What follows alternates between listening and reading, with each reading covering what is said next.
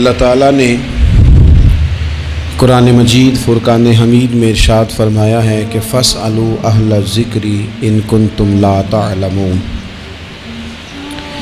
اگر تمہیں کسی بات کا علم نہ ہو تو اہل علم سے سوال کر لیا کرو،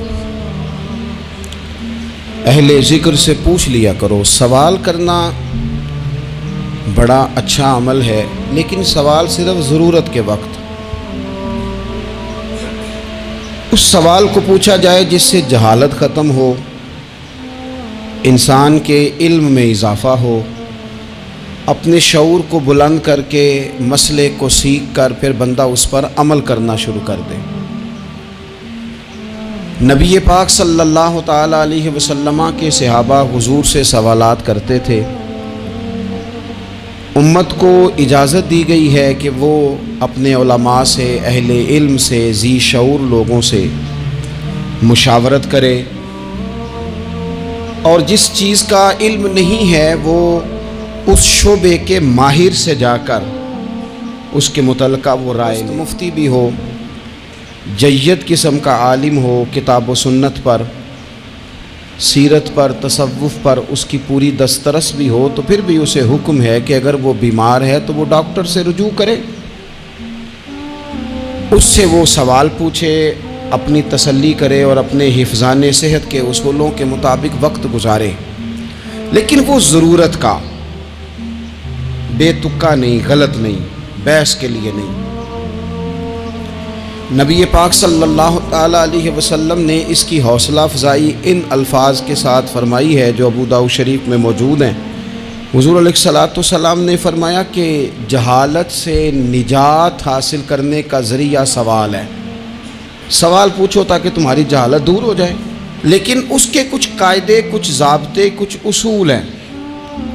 ہمارے ہاں کچھ عرصے سے یہ رجحان ہوا ہے کہ ابحاث، کثرت سوالات، ایسی باتیں جن کا اس انسان سے جو سوال پوچھ رہا ہے دور دور تک کوئی تعلق ہی نہیں بنتا، بے معنی اور بے مقصد اور بے محل گفتگو، بے موقع باتیں، یہ رجحان پکڑتی جا رہی ہیں سوسائٹی کے اندر۔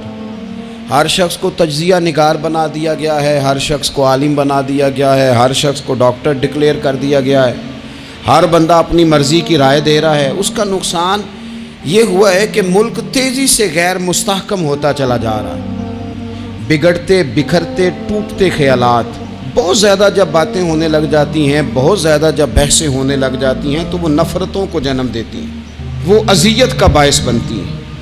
قرآن مجید فرقان حمید آپ دیکھیے تو سورہ بقرہ میں سے جو آیہ کریمہ میں نے آج تلاوت کی ہے خطبے میں، اس میں اللہ تعالیٰ نے فرمایا ام تریدون ان تسألوا رسولکم کما سئل موسیٰ من قبل، کیا تم میرے نبی پاک علیہ السلام سے بھی اسی طرح ہی سوال کرنا چاہتے ہو جس طرح حضرت موسیٰ کی قوم نے، جس طرح پہلے حضرت موسیٰ علیہ السلام سے سوال کیا گیا تھا، تم بھی میرے رسول سے اسی طرح سوال کرنے کا ارادہ رکھتے ہو؟ کبھی بنی اسرائیل والوں نے کہا کہ ہمیں پتھر سے پانی نکال کے دیا جائے، کبھی کہا کہ ہمیں کھانا من و سلوہ دیا جائے، کبھی کہا کہ ہم اس وقت مانیں گے جب رب کو اعلانیہ دیکھ لیں گے۔ کیا تم میرے رسول سے بھی اسی طرح ہی سوال جواب کرنا چاہتے ہو؟ ضرورت کے لیے سوال ضرور کریں، یہ پہلا ہی سپارہ ہے۔ حضرت موسیٰ علیہ السلام کا زمانہ مبارکہ ہے۔ ایک شخص نے اپنے کزن کو، اپنے چچا کے بیٹے کو، چچا زاد کو قتل کر دیا اور خود ہی اس کا مدعی بن کے حضرت موسیٰ کے پاس آیا کہ بتائیے جناب میرے اس بھائی کو کس نے قتل کیا ہے؟ حضرت موسیٰ نے ایک سادی سی بات کی، کیا فرمایا؟ وَإِذْ قَالَ مُوسَىٰ لِقَوْمِهِ إِنَّ اللَّهَ يَأْمُرُكُمْ أَن تَذْبَحُوا بَقَرَةً۔ حضرت موسیٰ علیہ السلام نے اپنی قوم سے کہا کہ اللہ تمہیں حکم دیتا ہے کہ ایک گائے ذبح کرو، گائے کا کچھ حصہ مقتول کو مارو، وہ خود اٹھ کے بتا دے گا مجھے کس نے قتل کیا ہے۔ یہ پہلا سپارہ ہے قرآن مجید کا، آپ اس کو دیکھ لیں، یہ آیت نمبر 67 سے شروع ہو رہا ہے۔ تو اب وہ چونکہ ذبح کرنا نہیں چاہ رہا تھا، اس کو پتا تھا کہ مجرم تو میں خود ہوں، وہ ذبح چونکہ کرنا نہیں چاہ رہا تھا، اس سے کہا کہ مارو ایک حصہ گائے کا، اس کو تو یہ اٹھ کے بتا دے گا۔ تو اس نے جواب کیا دیا؟ قالوا اتتخذون ہزوا، کہنے لگا آپ میرے ساتھ مذاق کرتے ہیں، کبھی ایسا بھی ہوا ہے؟ قال اعوذ باللہ ان اکون من الجاہلین، حضرت موسیٰ علیہ السلام فرمانے لگے میں اللہ کی پناہ مانگتا ہوں میں جاہلوں میں سے ہو جاؤں. ہر وقت مذاق کرتے رہنا یہ تو جاہلوں کا طریقہ ہے. کن کا ہے؟ حضرت موسیٰ نے کہا ہے، قرآن پاک ہے. ہر وقت مذاق کرتے رہنا. خوش طبی اور چیز ہے، مسکراتے رہنا، لیکن کسی کا مذاق ہر وقت اڑاتے رہنا کن کا طریقہ ہے؟ جاہلوں کا. جب کہا نہیں ذبح کرنی ہے تو اب ذرا دیکھیے کرنا نہیں نہ چاہ رہے. قالوا ادع لنا ربک یبین لنا ما ہی. پھر اپنا رب سے دعا کریں کہ وہ ذرا کھول کے بتائے وہ گائے کس طرح کی ہو.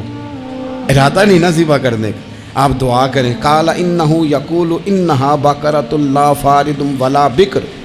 فرمایا کہ رب کہتا ہے وہ گائے نہ بوڑھی ہو نہ زیادہ بچیا ہو. عوان بین ذالک، ان کے درمیان ہو، یعنی جوان گائے ہو.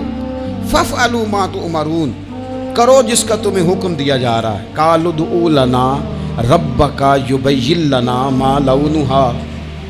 لو اگلی بات سن لو. کہنے لگے آپ دعا کریں رب سے کہ وہ کھول کے بتائے اس کا رنگ کس طرح کا ہو، رنگ بتائیں کس طرح کا ہو. قال انہ یقول انہا بقرۃ صفراء. فرمایا رب فرماتا ہے کہ صفراء رنگ کی ہو، یعنی گہرے زرد رنگ کی ہو. یہ رب فرماتا ہے اس طرح کی گائے ذبح کرو. فاقع لونھا تسر الناظرین، اور جب کوئی اسے دیکھے تو اسے اچھا بھی لگے، آنکھوں کو اچھی لگے وہ گائے. اس طرح کی گائیں ذبح کرو. لو اتنی باتیں بتا دی. قالوا ادع لنا ربک یبین لنا ما ہی. کہنے لگے نہیں آپ پھر دعا کریں اللہ ذرا کھول کے بتائے گائیں کس طرح کی ہو. ان البقرہ تشابہ علینا، ہمیں ذرا گائیں پر شبہ پڑ گیا ہے کس طرح کی ذبح کرنی چاہیے. وَإِنَّا انشاءاللہ لمہتدون، اگر اللہ نے چاہا تو ضرور ہم ہدایت پا جائیں گے. پھر اللہ تعالیٰ نے فرمایا کہ قال انہ یقول انہا بقرۃ لا ذلول تثیر الارض.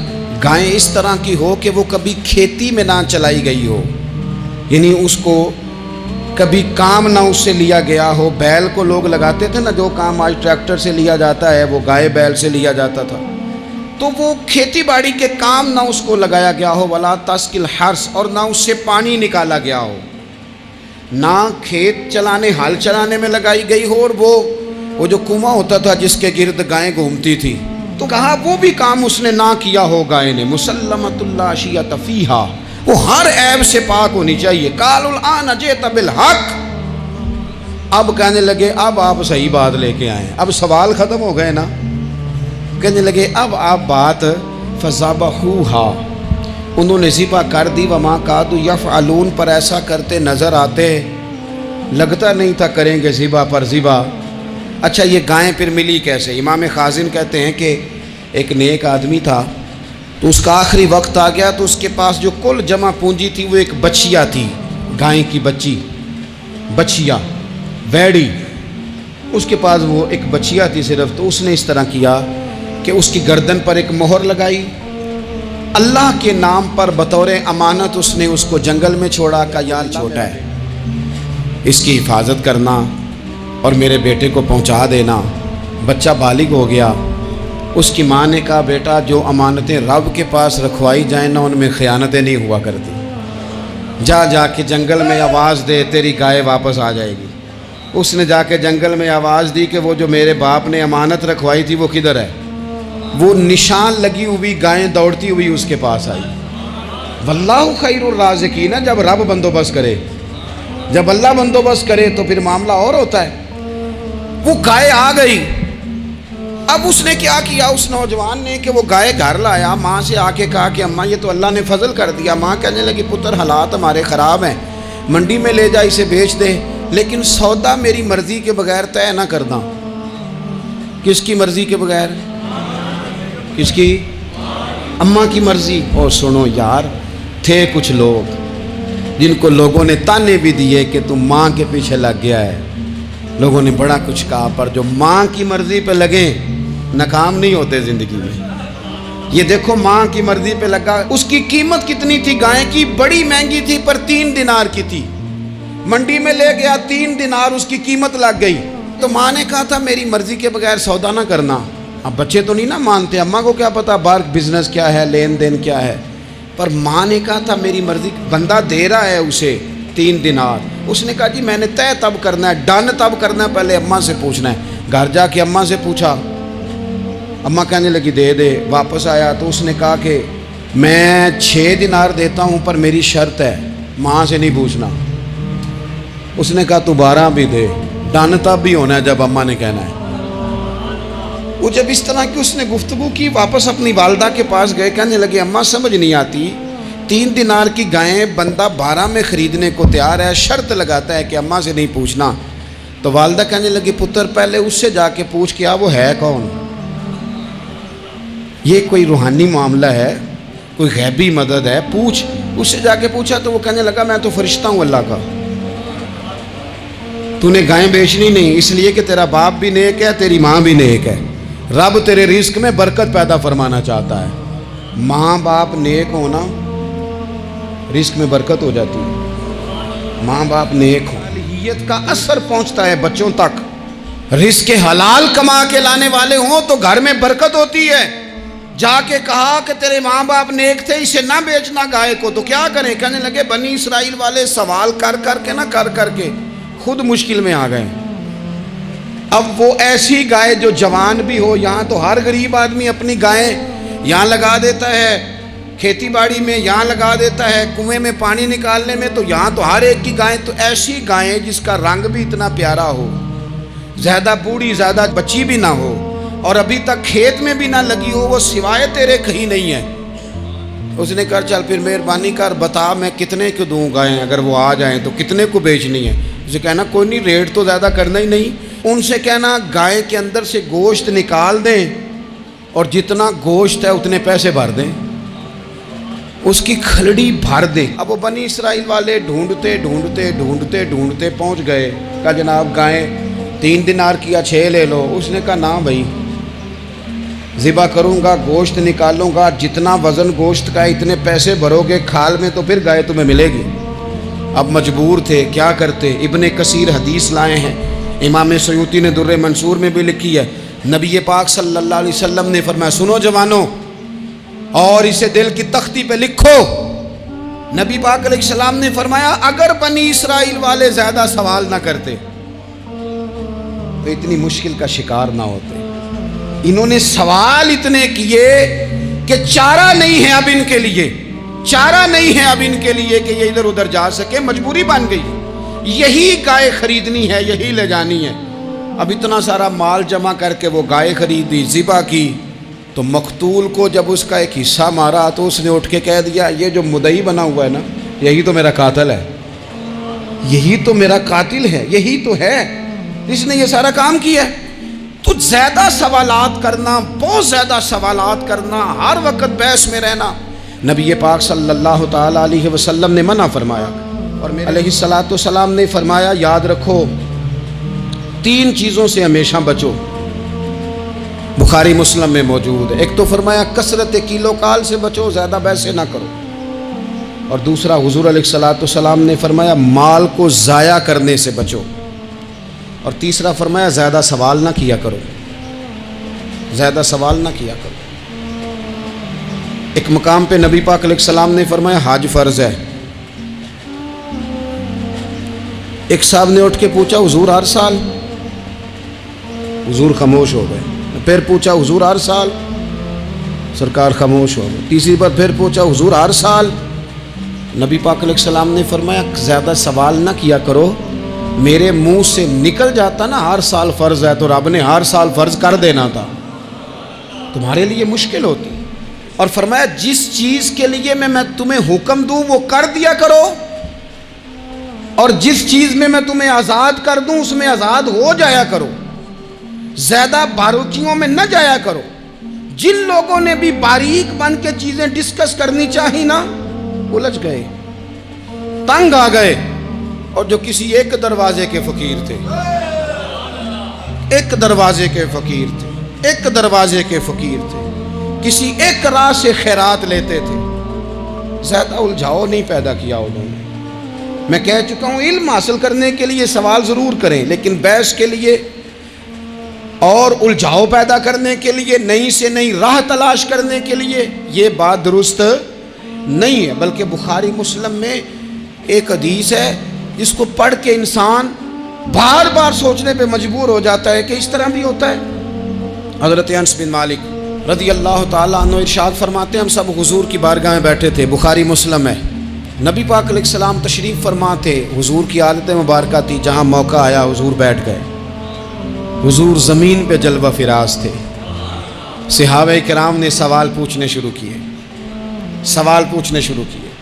یہ بھی بتائیں، کچھ نوجوان تھے انہوں نے کچھ سوالات شروع کیے، انہوں نے بہت زیادہ سوالات کیے کثرت سے، تو حضرت انس بن مالک رضی اللہ تعالیٰ عنہ فرماتے ہیں بہت سوالات، جب زیادہ اللہ کے رسول صلی اللہ علیہ وسلم اٹھ کے ممبر پہ بیٹھ گئے، فرمایا پوچھو جو تمہارا جی چاہتا ہے میں بتاؤں گا، پوچھو، کرو سوال کرو۔ ایک شخص نے اٹھ کے عرض کی یا رسول اللہ میرا باپ کون ہے؟ فرمایا حذیفہ۔ دو لوگ اور اٹھے، یا رسول اللہ ہمیں لوگ تانے دیتے ہمارا باپ، فرمایا تمہارا باپ وہی ہے جس کی طرف تم منسوب ہو، اسی باپ کی جائز اولاد ہو۔